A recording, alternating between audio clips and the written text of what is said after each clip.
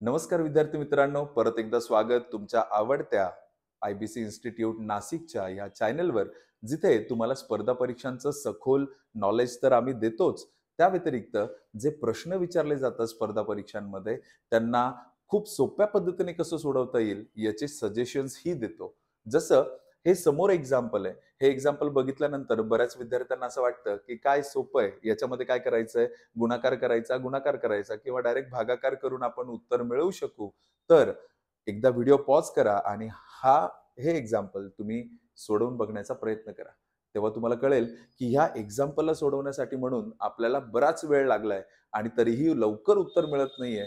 याच्यामध्ये काय प्रॉब्लेम आहे, की जे तुमचं टाईम मॅनेजमेंट आहे, ते कुठेतरी इथे चुकणार आहे. म्हणजे याला सोडवण्यासाठी काहीतरी ट्रिकी वे असणारच आहे. जर हा प्रश्न स्पर्धा परीक्षांमध्ये विचारला गेलाय, तर हा टाईम कन्झ्युमिंग फक्त त्या लोकांसाठी असतो, ज्या लोकांना त्याचं प्रॉपर नॉलेज नाहीये, की कशा पद्धतीने ते सोडवतात.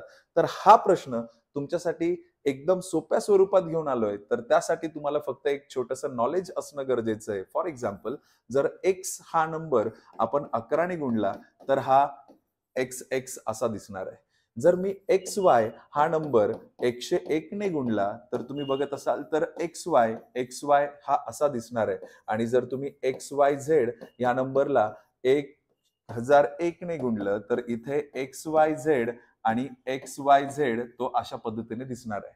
बरं, तुम्हाला आत्ता जे मी दाखवलेलं स्ट्रक्चर आहे, हे कुठेतरी ह्या स्ट्रक्चरशी मॅच होताना दिसतंय का? याच्यासाठी तुम्हाला परत एकदा छोटे बेसिक समजून घ्यावे लागतील. जर 3 अंकाचा नंबर परत-परत रिपीट होत असेल, तर मध्ये 2 शून्य कन्फर्म आहेत. जर 2 अंकाचा नंबर परत-परत रिपीट होत असेल, तर मध्ये 1 शून्य कन्फर्म आहे आणि जर तो एकदाच रिपीट होत असेल, म्हणजे एक्स आणि एक्स एकदाच रिपीट होत असेल, एकच अंकी आहे, तर आतमध्ये शून्य नाहीच आहे. बरं, ह्या लॉजिकला आपल्याला इथे कसं अप्लाय करता येणार आहे? जर तुम्ही बघितलं असेल, की हा 2 अंकांचा संख्या होती. ह्या संख्येमध्ये 2 अंक होते, म्हणजे ते माझ्यासाठी 13 गुणिले 101 असणार आहे.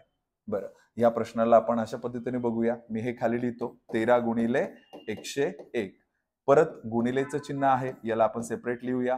इथे जर तुम्ही बघितलं तर 3 अंकांचा जो संख्या आहे ती परत दोनदा रिपीट झालीये. तर आपलं जसं इथे मी तुम्हाला एक्सप्लेन केलं, की 3 अंकाची संख्या जर दोनदा रिपीट होत असेल, तर मध्ये 2 शून्य कन्फर्म आहे. म्हणजे याला आपण अशा पद्धतीने लिहू शकतो 126 गुणिले 1001 आणि डिव्हाइडला त्यांनी दिलंय 182. 182 साठी यातली कुठलीही ट्रिक अप्लाय होत नाहीये. तर 182 ला आपण ॲज इट इज लिहू आणि परत एकदा जर 63-63 हा रिपीट होत असेल, 2 अंकाचा संख्या जर रिपीट होत असेल, तर ती 2 अंकी संख्या गुणिले काय असणार आहे? 101 असणार आहे. तर मी काय लिहितो 63 गुणिले 101. आता जर तुम्ही ह्या एक्झाम्पलला सोडवण्याचा विचार कराल, तर हे तुमचं काही सेकंदातच सॉल्व्ह होणार आहे. कारण की 101 101 ला कापतो. त्या व्यतिरिक्त अजून काही भाग जात असेल, तर इथे बघा, इथे 2 भाग जातो. त्या व्यतिरिक्त 13 एक 13 आणि 13 चौक 52 इथे 14 ने भाग गेला. त्यानंतर 2 भाग गेला. बेसाती 14 आणि उरलेला भागाकार 7 ने जर आपण तिकडे भागलं तर 7 एक 7 त्यानंतर 7 चोक 28 आणि 7 त्रिक 21 म्हणजे माझ्या प्रश्नाचं उत्तर असेल 143. बरं मला सांगा, जर तुम्ही खरंच हे गुणाकार आणि हे भागाकार करत बसले असते, तर एवढ्या कमी वेळात तुमचं उत्तर आलं असतं का?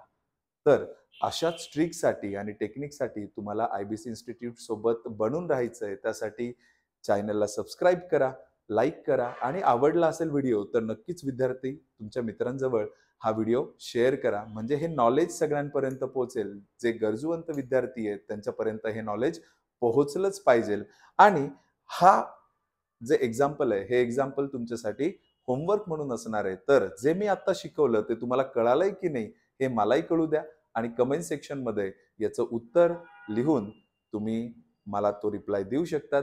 अशाच नवीन-नवीन व्हिडिओसाठी आय-बी-सी इन्स्टिट्यूटच्या ह्या चॅनलला सबस्क्राईब करा. सध्या रजा घेतो. भेटूया पुढच्या व्हिडिओमध्ये. Thank you.